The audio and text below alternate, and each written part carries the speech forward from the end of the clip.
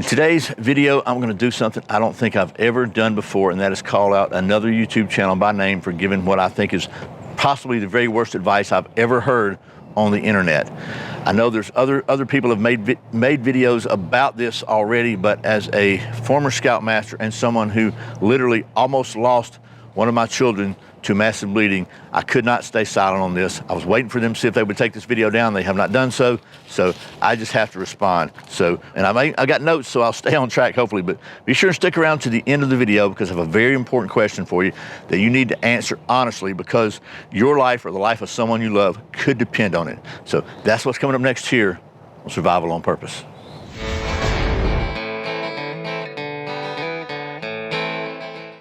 Welcome back to Survival on Purpose. My name is Brian. Thanks for joining me for a video I really wish I didn't have to make. So, first of all, as I said about a month ago, a pretty big channel in the gun space, Second Amendment community came out with a video which has the worst advice I've ever heard. This advice is guaranteed to get people killed. And so I hesitate to even tell you the name of the channel because I really don't want this video to get more views and encourage this kind of irresponsible advice. But I figured if I'm going to call them out, I need to be a man about it and call them by name. So might as well be straight about it. So you don't have to go and watch this video. I went through it and I pulled out their reasons why it is a bad idea to carry a trauma kit. Yeah, they actually said that it's a bad idea to carry a trauma kit. So the channel is The Armed Attorneys, and it's two former prosecutors named Richard and Emily. And the video is titled, "Don't Carry a Trauma Kit."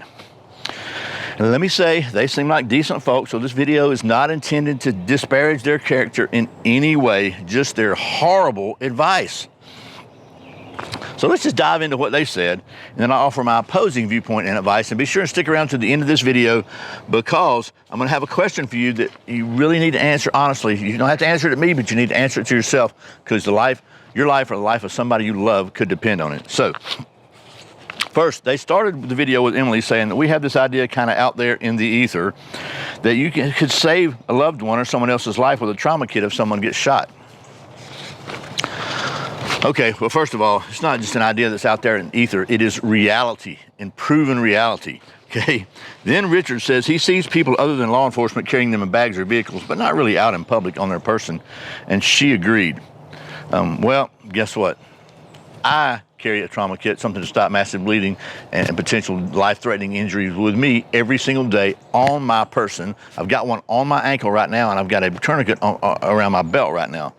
We'll talk about that later, but I'm just saying I know a lot of people that do that. Then she says, and this is where it starts. When we look towards self-defense, trauma kits are not a good idea. He agrees and then lists the downsides to not carrying a trauma kit. Now, to be clear, they're approaching this from the standpoint of a legal defense.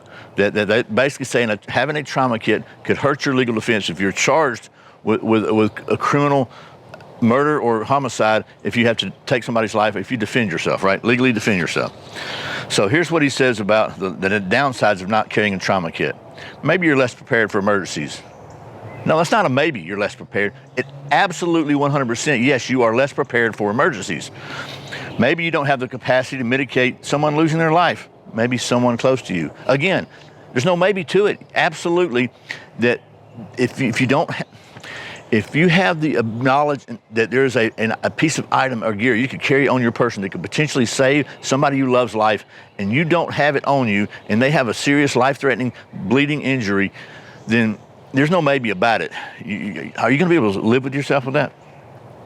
Didn't they say the list of cons to carrying a trauma kit? That was the list of downsides to not carrying a trauma kit.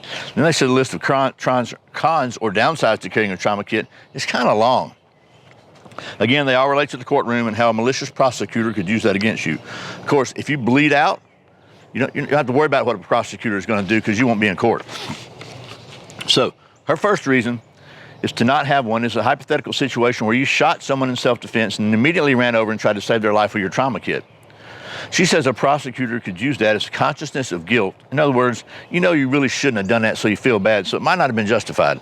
First of all, maybe, but at the end of the day, the goal is not to kill someone, it's to stop an attack, stop a fight. And So then they said the second reason they list is because carrying a trauma kit makes you seem like a lunatic and you were just looking for trouble.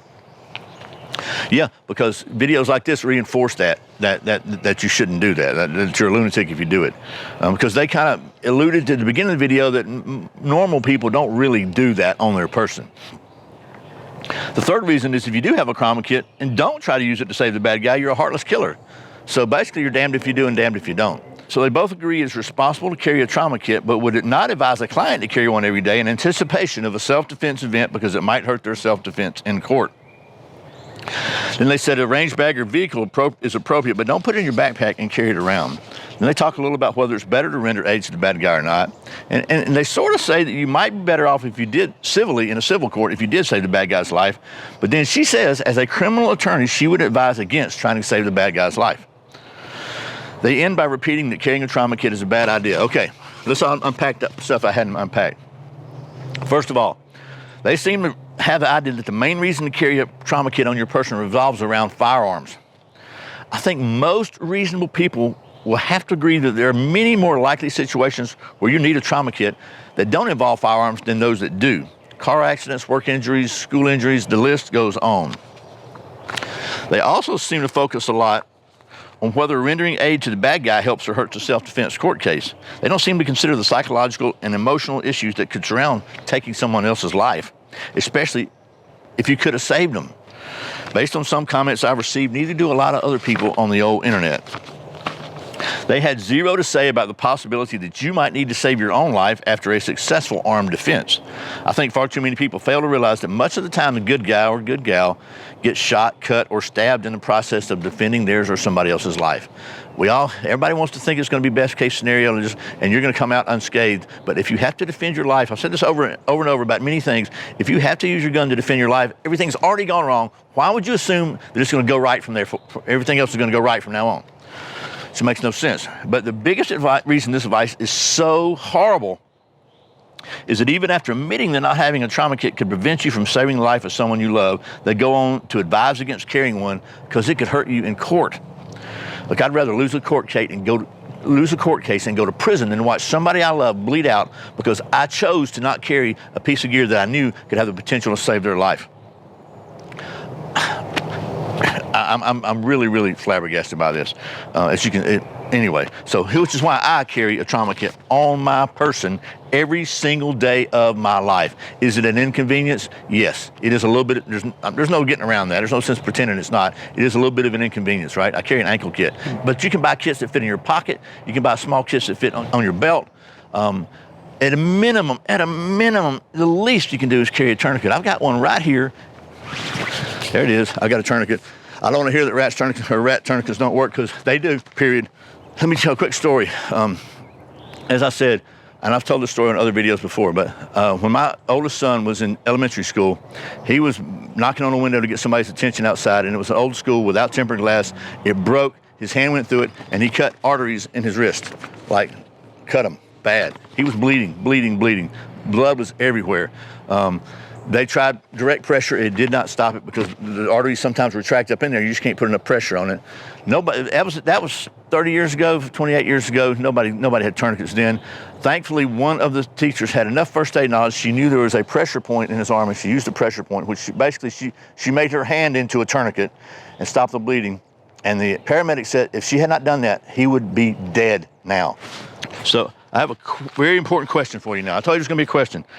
I know based on comments from other videos I've made about tourniquets and trauma kits that many people just don't think it's that big a deal and there's no need to be that paranoid. Please consider this. Please. If you don't hear anything else I've said in this video, hear this. According to Stop the Bleed campaign, the average time to bleed out and die from severe bleeding is 2 to 5 minutes. The average EMS response time is 7 to 10 minutes. As I said, my son didn't have a gun. He wasn't shot, but he almost bled to death. My friend Paul Marker from Student of the Gun says to look around the dinner table or your car when you're driving to school or driving somewhere. The overwhelming odds are the people you see are the ones whose lives you'll be saving if you ever need to use trauma gear. So if you need an excuse to not at least carry a tourniquet, then by all means go and listen to the horrible advice Richard and Emily shared in this video. But if you need a reason to be better prepared, look around at the faces you see every morning and every night. So here's the question I challenge you to ask yourself and to answer honestly. Could you live with yourself if you had to watch someone you love die, knowing you might have been able to save them if you'd been willing to put up with the small inconvenience of carrying life-saving gear? Be honest. You don't have to answer me, answer yourself. That's it. Thanks for watching Survival on Purpose. Remember, survival's not an accident, so be prepared. I'll see you next time.